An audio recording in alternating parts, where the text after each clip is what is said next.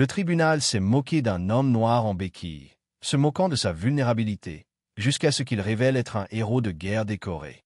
La suite vous laissera sans voix. Les marches du palais de justice étaient comme des poignards de béton sous les béquilles de Marcus Williams, qui peinait à les gravir, la jambe gauche encore couverte d'éclats d'un engin explosif improvisé en Afghanistan 3 ans plus tôt. Le soleil matinal tapait impitoyablement tandis qu'il se dirigeait vers l'audience du tribunal de la circulation, espérant contester une contravention de stationnement reçue lors d'un rendez-vous de kinésithérapie à l'hôpital des anciens combattants. Alors que Marcus s'approchait du détecteur de métaux, l'agent Bradley Jenkins, un agent de sécurité costaud au regard froid, lui barra immédiatement le passage et ricana. « Arrête, boiteux. Qu'est-ce qu'il y a dans le sac ?» Les autres personnes dans la file se retournèrent pour le dévisager tandis que Marcus expliquait poliment qu'il transportait ses documents médicaux et ses flacons d'ordonnance, mais l'agent Jenkins n'était pas satisfait. « Peu importe votre histoire larmoyante, vous avez l'air d'une source d'ennui, annonça Jenkins assez fort pour que tout le monde dans le hall l'entende. Probablement juste un autre bénéficiaire de l'aide sociale qui essaie d'échapper à ses dettes. Les mots frappèrent Marcus comme des coups, chaque syllabe faisant écho à la discrimination qu'il subissait depuis son retour de la guerre.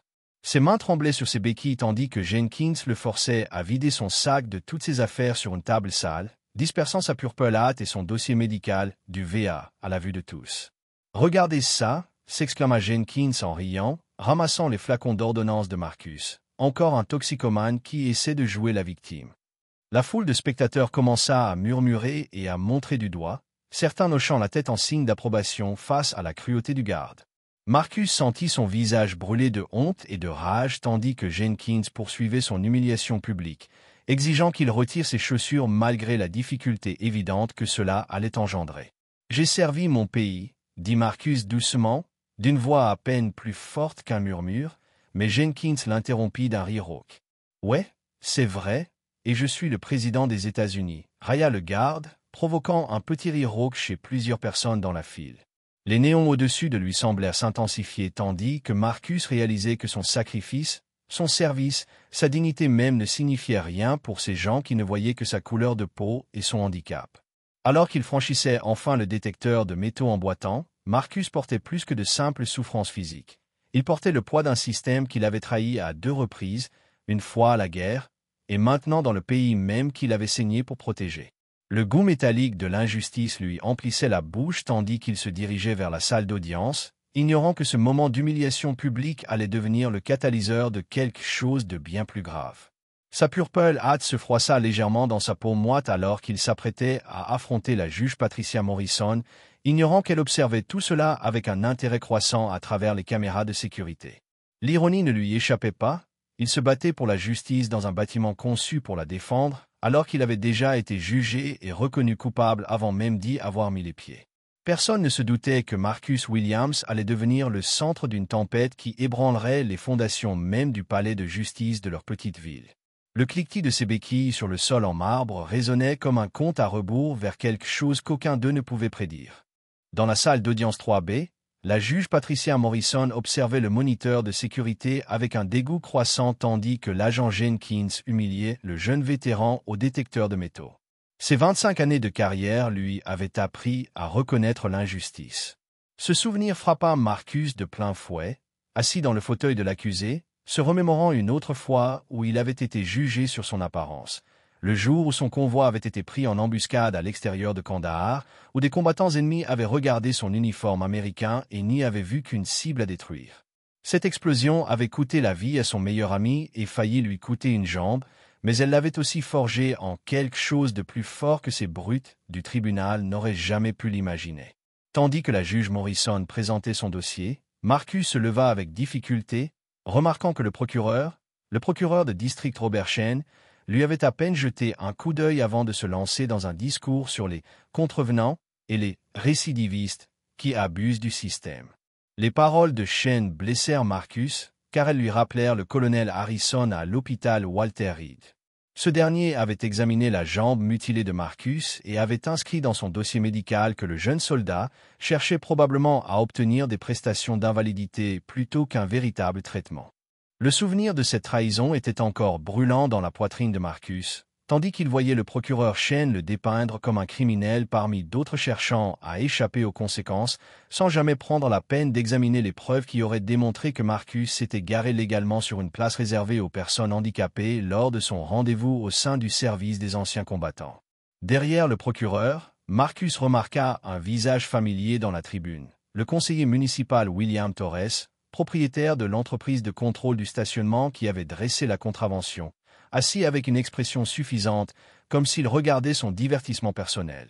Torres avait bâti sa carrière politique sur une rhétorique de répression de la criminalité, tandis que son entreprise privée tirait profit de politiques de contraventions agressives qui affectaient de manière disproportionnée les anciens combattants et les résidents handicapés cherchant à accéder aux soins médicaux. Le réseau de corruption devint plus clair lorsque Marcus se souvint avoir fait des recherches sur Torres en ligne après avoir reçu sa contravention, découvrant que l'entreprise du conseiller municipal avait un contrat de plusieurs millions avec la ville, malgré de nombreuses plaintes pour pratiques prédatrices. La juge Morrison se pencha en avant sur sa chaise, son regard perçant scrutant Marcus avec une intensité qui le mit mal à l'aise, comme si elle voyait quelque chose que d'autres avaient manqué.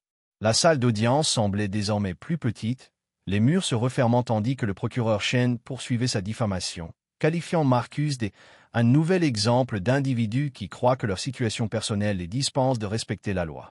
Torres acquiesça d'un signe de tête approbateur depuis son siège, visiblement appréciant le spectacle, ignorant que toute son opération allait être examinée par quelqu'un ayant le pouvoir de la démanteler. Marcus resserra sa prise sur ses béquilles alors qu'il se préparait à se défendre, le poids familier de sa Purple Hat dans sa poche lui rappelant des batailles déjà gagnées contre des ennemis bien plus dangereux. La lumière de l'après-midi, traversant les hautes fenêtres, projetait de longues ombres sur le sol de la salle d'audience, créant un décor dramatique pour ce qui allait se dérouler. Le marteau de la juge Morrison reposait silencieusement sur son banc, mais Marcus sentait qu'elle s'apprêtait à l'utiliser d'une manière qui surprendrait tous les présents. Mais ce qu'aucun d'eux ne savait, c'est que la juge Morrison détenait un secret qui allait tout changer. Son propre fils était mort en Afghanistan, et elle avait décelé chez Marcus quelque chose que d'autres avaient complètement manqué. La voix de la juge Morrison transperça la salle d'audience comme une lame de rasoir lorsqu'elle interrompit le procureur Chen en plein milieu de sa phrase. « Maître, j'ai suffisamment entendu vos arguments, mais je pense que nous devons examiner les preuves plus attentivement avant de poursuivre cette affaire. » Marcus leva les yeux, surpris, tandis que le ton de la juge passait de neutre à presque protecteur, son regard fixé sur la Purple Hat tombée de son sac lors du contrôle de sécurité. Le tournant fut lorsque la juge Morrison invita Marcus à s'approcher du banc. Tandis qu'il avançait péniblement sur ses béquilles, elle l'interrogea doucement sur son service militaire, sa voix s'adoucissant au point de surprendre tout le monde. « Sergent-chef Marcus Williams, Madame, 82e division aéroportée, 3 missions en Afghanistan. » répondit Marcus, se tenant aussi droit que sa jambe blessée le lui permettait, et le regard de la juge Morrison s'emplit aussitôt de reconnaissance et de quelque chose de plus profond. Un respect mêlé d'une profonde tristesse. Ce que Marcus ignorait, c'est que le fils du juge Morrison, le lieutenant David Morrison, avait servi dans la 82e division aéroportée et avait été tué dans la même région où Marcus avait été blessé, ce qui donnait à cet instant une impression de fatalité plutôt que de coïncidence. Les mains de la juge tremblaient légèrement lorsqu'elle ramassa la Purple Hat de Marcus sur la table des preuves où l'agent Jenkins l'avait négligemment jeté, lisant le détail de ses actes héroïques lors de l'embuscade du convoi qui avait sauvé la vie de 12 soldats. « Ce jeune homme, » annonça la juge Morrison, la voix désormais imprégnée de toute son autorité tandis qu'elle se tournait vers la salle d'audience bondée, n'est pas seulement un accusé dans une affaire d'infraction au stationnement, c'est un héros de guerre décoré qui a sacrifié sa vie au service de notre nation. Le silence dans la salle d'audience était assourdissant. Le visage du procureur Chen pâlit et le conseiller municipal Torres s'agita, mal à l'aise, sur son siège, réalisant soudain que son procès-spectacle soigneusement orchestré allait se retourner contre lui de façon spectaculaire. La juge Morrison poursuivit sa lecture du dossier militaire de Marcus, qu'elle avait discrètement demandé lors d'une brève suspension d'audience. Elle y racontait comment le sergent-chef Williams avait rampé sous le feu ennemi pour mettre des soldats blessés en sécurité, même après que des éclats d'obus lui eurent arraché la jambe. L'officier Jenkins, qui se tenait d'un air suffisant près de la porte du tribunal, semblait maintenant vouloir disparaître sous le sol tandis que la voix de la juge Morrison devenait plus forte à chaque mot des félicitations de Marcus. De plus, déclara la juge, tournant son regard d'acier vers Torres et Chen, je trouve profondément troublant qu'un ancien combattant muni d'une pancarte d'invalidité légitime ait été la cible de ce qui semble être un système de contravention prédatrice visant à soutirer de l'argent à nos citoyens les plus vulnérables. La salle d'audience s'est mise à chuchoter, tandis que les gens commençaient à comprendre qu'ils étaient témoins de quelque chose de bien plus important qu'une simple affaire de circulation. Il assistait au moment où la justice décidait enfin de faire son œuvre. Marcus sentit les larmes lui monter aux yeux, non pas de honte cette fois, mais du soulagement immense d'être enfin vu et valorisé pour ce qu'il était vraiment, plutôt que jugé sur son apparence. Torres tapait frénétiquement sur son téléphone, essayant probablement de contacter ses avocats, tandis que le procureur Chen fouillait dans ses papiers, comme s'il cherchait une issue au désastre que son affaire était devenue. Mais la juge Morrison n'en avait pas encore terminé, et son regard suggérait qu'elle ne faisait que commencer ce qui allait devenir le démantèlement complet de la corruption qui avait conduit Marcus devant son tribunal. Le marteau de la juge Morrison s'abattit avec une autorité tonitruante lorsqu'elle déclara « Non seulement j'abandonne toutes les accusations contre le sergent-chef Williams, mais j'ordonne une enquête immédiate sur les pratiques de contravention qui ont amené ce vétéran décoré dans mon tribunal sous de faux prétextes. » Sa voix résonna dans la salle bondée comme un cri de guerre lorsqu'elle poursuivit. De plus, je transmets cette affaire au bureau du procureur général de l'État pour enquête sur de potentielles fraudes, discriminations et violations des droits civiques. Le conseiller municipal Torres se leva d'un bond, le visage rouge d'indignation. Mais la juge Morrison le fit taire d'un regard qui aurait pu glacer le feu, déclarant « Monsieur Torres, vous et votre compagnie resterez disponibles pour interrogatoire, et je vous suggère de faire appel immédiatement à un avocat compétent. » Le procureur Chen tenta de sauver sa réputation en prétendant qu'il n'était pas au courant des circonstances, mais la juge Morrison l'interrompit, affirmant que le pouvoir discrétionnaire du procureur aurait dû l'inciter à enquêter avant de porter plainte contre un vétéran handicapé. La tribune a éclaté en applaudissements tandis que Marcus se tenait droit malgré ses béquilles, sa purpelade désormais affichée, bien en évidence sur le banc du juge, tel un symbole d'honneur dans une salle qui avait été en proie à l'injustice quelques instants plus tôt. L'agent Jenkins s'était discrètement éclipsé par la porte de derrière, mais la juge Morrison a pris soin de noter son numéro de matricule pour l'enquête interne qui suivrait sûrement la révélation publique de son comportement discriminatoire. « Sergent-chef Williams », a déclaré la juge Morrison, la voix désormais chaleureuse et respectueuse, « Je tiens à vous présenter personnellement mes excuses au nom de ce système judiciaire pour le traitement honteux que vous avez subi aujourd'hui. Et je tiens à ce que vous sachiez que votre service et votre sacrifice ne seront jamais oubliés ni diminués dans ma salle d'audience. » Alors que Marcus boitait vers la sortie, des dizaines de personnes dans la tribune se sont levées et ont commencé à applaudir, certaines essuyant des larmes en réalisant qu'elles avaient assisté au rétablissement de la dignité d'un homme après avoir été presque détruite par les préjugés et la corruption. Les journalistes locaux qui couvraient les procédures judiciaires de routine se retrouvèrent soudain confrontés à l'affaire la plus importante de l'année, la nouvelle se répandant rapidement sur les réseaux sociaux concernant le vétéran moqué jusqu'à la révélation de sa véritable identité. L'empire de Torres en matière de contrôle du stationnement allait s'effondrer en quelques semaines, l'enquête du procureur général révélant un ciblage systématique des vétérans handicapés et des minorités, entraînant des millions de dollars en remboursement et des poursuites pénales. Marcus sortit de ce palais de justice différent de celui qu'il avait connu à son arrivée, non pas parce que sa situation avait changé, mais parce que la justice avait enfin reconnu sa valeur et son humanité d'une manière qui inspirerait d'autres personnes confrontées à des combats similaires. Le soleil de l'après-midi, qui l'avait accablé à l'entrée, lui parut désormais chaleureux et accueillant tandis qu'il descendait les marches du même palais de justice, chaque claquement de ses béquilles résonnant désormais comme une marche victorieuse plutôt que comme une lutte. Sa purple hâte brillait dans sa poche, non plus comme un symbole caché de son service, mais comme un rappel que parfois les plus grandes batailles ne se livrent pas à l'étranger, mais pour la justice au pays. Ce qui a commencé comme une simple contravention de stationnement est devenu un catalyseur de changement systémique, prouvant que le courage d'une seule personne à défendre ce qui est juste peut renverser même la corruption la plus enracinée. 3 mois après cette journée transformatrice au tribunal, Marcus Williams se tenait dans le même hall d'entrée.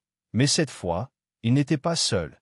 Il était entouré de dizaines d'anciens combattants et de défenseurs des droits des personnes handicapées venus de tout l'État pour assister à l'annonce officielle du fonds de règlement Torres. Le juge Morrison avait travaillé sans relâche en coulisses pour que l'enquête du procureur général aboutisse non seulement à des poursuites pénales, mais aussi à une réforme significative qui empêcherait toute discrimination future envers les anciens combattants handicapés au sein du système judiciaire. Le fonds de règlement de 2,3 millions de dollars, créé à partir des actifs saisis de l'entreprise corrompue de contrôle du stationnement de Torres, fournirait une assistance juridique et des indemnisations à des centaines d'anciens combattants victimes de pratiques de contraventions abusives. Marcus avait été invité à devenir le premier porte-parole du fonds, un rôle pour lequel il se sentait initialement incompétent, jusqu'à ce que le juge Morrison lui rappelle que son courage à se battre avait rendu tout cela possible. L'agent Jenkins avait été licencié et faisait face à des accusations fédérales pour atteinte aux droits civiques, tandis que le procureur Chen avait démissionné, en disgrâce, après que des courriels internes eurent révélé la tendance de son bureau à poursuivre des affaires douteuses contre des accusés issus de minorités. L'attention médiatique avait transformé Marcus, de victime anonyme, en symbole national de résilience, les organisations d'anciens combattants de tout le pays l'invitant à s'exprimer sur les difficultés persistantes rencontrées par les militaires handicapés. Ces séances de kinésithérapie au VA étaient devenues plus faciles à suivre après que l'hôpital eut mis en place de nouvelles politiques exigeant une formation à la sensibilité pour tous les membres du personnel en contact avec les anciens combattants blessés. Les places de parking autour de l'hôpital VA affichaient désormais des panneaux bien visibles avertissant que les contraventions abusives contre les anciens combattants handicapés entraîneraient des poursuites fédérales, conséquence directe du précédent créé par l'affaire Marcus. La juge Morrison avait été nommée à un poste à la Cour suprême de l'État, les associations d'anciens combattants citant sa gestion de l'affaire Williams comme une preuve de son engagement en faveur de la justice et de l'égalité devant la loi. Torres, quant à lui, était incarcéré dans une prison fédérale en attendant son procès pour corruption, sa carrière politique étant anéantie et son empire commercial démantelé pièce par les enquêteurs. Les marches du tribunal, autrefois insurmontables, lui semblaient désormais faciles à gravir. Marcus se dirigeait vers la conférence de presse, sa purple hâte fièrement épinglée au revers de sa veste, à la vue de tous. Sarah Chen, avocate locale spécialisée dans les droits des personnes handicapées, sans lien de parenté avec le procureur déchu, avait défendu bénévolement le cas de Marcus et avait depuis engagé une action collective visant à étendre les protections à tous les citoyens handicapés et pas seulement aux anciens combattants. L'effet d'entraînement continua de se propager, d'autres villes commençant à revoir leurs propres contrats de contrôle du stationnement et leurs procédures judiciaires, craignant d'être la prochaine cible d'enquêtes fédérales sur les droits civiques. L'histoire de Marcus avait été relayée dans des documentaires, des journaux télévisés et des publications pour anciens combattants, mais il restait déterminé à utiliser sa plateforme pour aider ceux qui subissaient les mêmes discriminations et injustices. Ce jeune homme, autrefois invisible et sans voix, était devenu un fervent défenseur dont la parole avait du poids lors des audiences législatives et des débats politiques à travers le pays. En s'approchant de la tribune pour s'adresser à la foule rassemblée, Marcus se rappela comment un simple moment où il s'était mobilisé avait créé des vagues de changements qui allaient protéger d'innombrables autres personnes. Ces béquilles ne ressemblaient plus à des symboles de faiblesse mais à des outils de transformation, rappelant à tous ceux qui le voyaient que la force se présente sous de nombreuses formes et que les vrais héros émergent souvent des endroits les plus inattendus. Debout à la tribune, les flashs allumés et les micros braqués sur lui, Marcus Williams contemplait la multitude de visages, vétérans, avocats, journalistes et simples citoyens venus assister à l'écriture de l'histoire dans le même bâtiment où il avait été humilié et destitué. Sa voix était ferme lorsqu'il a commencé son discours, non plus l'homme silencieux et brisé qui avait franchi le détecteur de métaux 6 mois plus tôt, mais un leader confiant qui avait trouvé sa raison d'être dans le combat pour la justice. Aujourd'hui marque non seulement la fin d'un système corrompu, mais aussi le début d'une nouvelle ère où chaque vétéran, chaque Américain handicapé, chaque personne jugée sur son apparence plutôt que sur sa personnalité peut entrer dans n'importe quel tribunal de ce pays et s'attendre à être traité avec la dignité et le respect qu'il mérite. La foule a applaudi à tout rompre tandis que la juge Morrison, désormais confirmée à la Cour suprême de l'État, observait fièrement depuis le premier rang, consciente que sa décision de défendre Marcus avait laissé un héritage qui perdurerait au-delà de toute sa carrière judiciaire. Marcus a poursuivi. Il y a 6 mois, je montais ces marches avec un sentiment de défaite et d'invisibilité, portant les blessures visibles et invisibles de mon service pour notre pays. J'ai été confronté aux moqueries, à la discrimination et à la cruauté du système même qui aurait dû me protéger. Ces paroles portaient le poids de tous les anciens combattants licenciés, de toutes les personnes handicapées sous-estimées, de tous ceux qui ont été injustement jugés par des personnes au pouvoir. Mais aujourd'hui, je me tiens ici non pas en victime, mais pour prouver que lorsque nous refusons l'injustice, lorsque nous défendons ce qui est juste même seul, nous pouvons déplacer des montagnes et changer le monde pour tous ceux qui nous succéderont. Le fonds de règlement de 2,3 millions de dollars fournirait une assistance juridique pour la décennie suivante, mais surtout, le précédent créé par l'affaire Marcus avait déjà commencé à influencer la législation fédérale qui protégerait les anciens combattants handicapés dans tout le pays. L'ancien conseiller municipal Torres, purgeant actuellement une peine fédérale de 5 ans, était devenu un exemple édifiant quant aux conséquences de l'utilisation de la fonction publique pour exploiter les populations vulnérables, tandis que ses anciens employés avaient collaboré avec les enquêteurs pour dénoncer des pratiques similaires dans les villes voisines. La transformation de Marcus, de victime à défenseur, avait inspiré la création du protocole Williams, un ensemble de directives désormais mises en œuvre dans les palais de justice américains pour garantir que les personnes handicapées bénéficient d'aménagements appropriés et d'un traitement respectueux. L'hôpital des anciens combattants avait créé la bourse Marcus Williams pour les professionnels de la santé travaillant auprès des vétérans blessés, garantissant ainsi aux futures générations de militaires les soins empreints de compassion qu'ils méritaient. À la fin de son discours, Marcus brandit une dernière fois sa purple hat, la médaille reflétant la lumière du soleil de l'après-midi à travers les fenêtres du palais de justice, et déclara « Cette médaille représente le sacrifice, le service et la volonté de se battre pour quelque chose de plus grand que nous. Et ce combat ne s'arrête pas à notre retour de la guerre. Il continue chaque jour où nous défendons la justice, l'égalité et les droits de ceux qui ne peuvent se défendre. » L'ovation debout a duré plusieurs minutes, laissant les larmes couler dans leurs yeux, conscients d'avoir assisté non seulement à la résolution du combat juridique d'un homme, mais aussi à la naissance d'un mouvement qui protégerait d'innombrables autres personnes d'injustices similaires.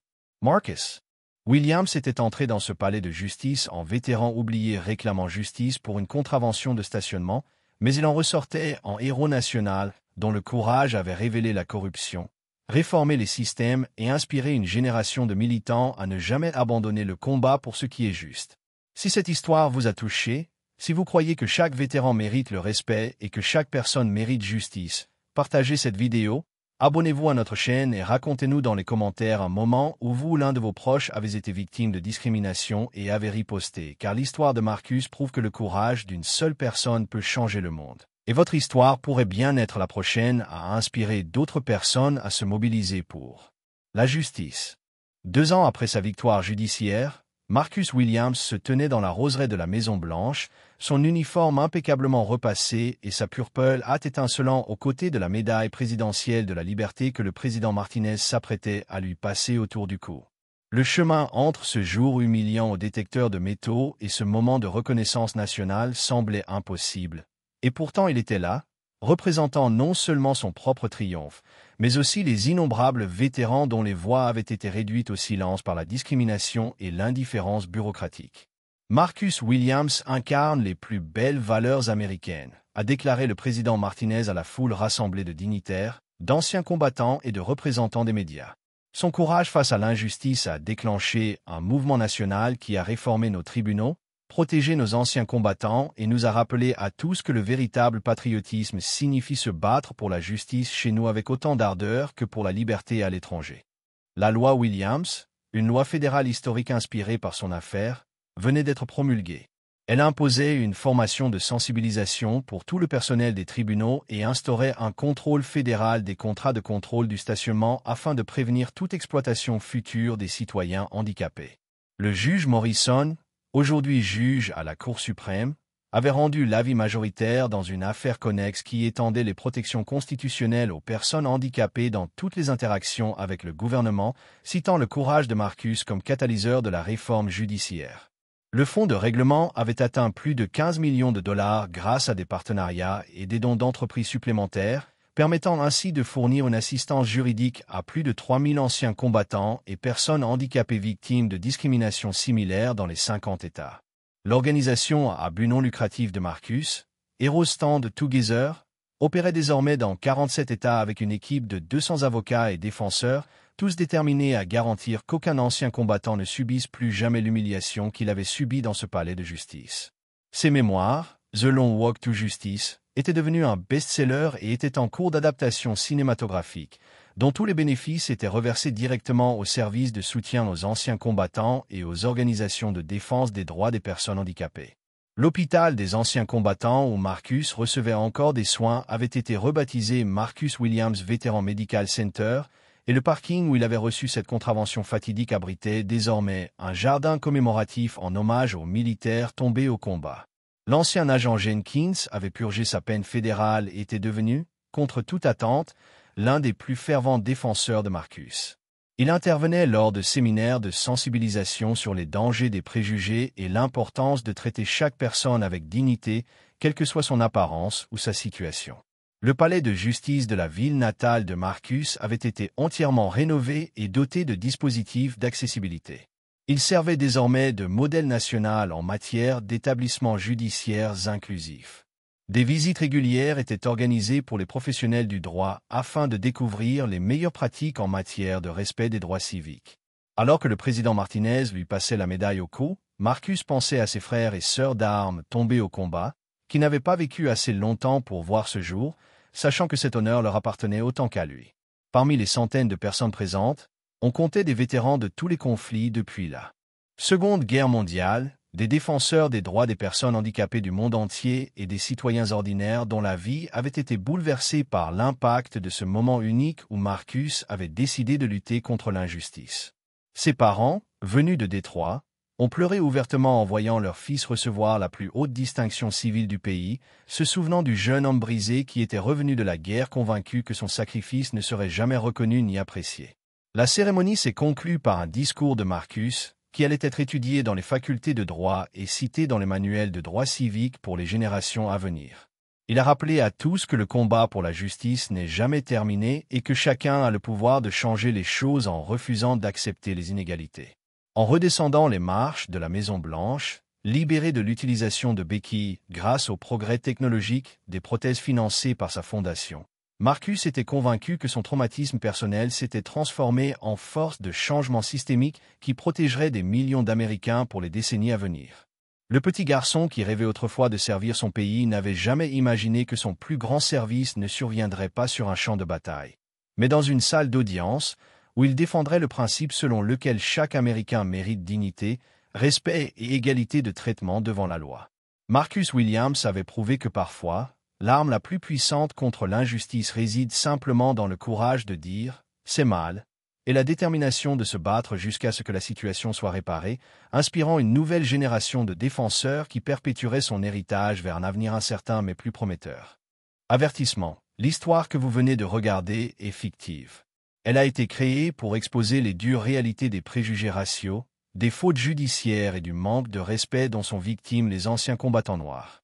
Ce récit vise à sensibiliser, à susciter l'indignation et à inciter à l'action pour la justice, la responsabilité et le respect de tous ceux qui ont servi.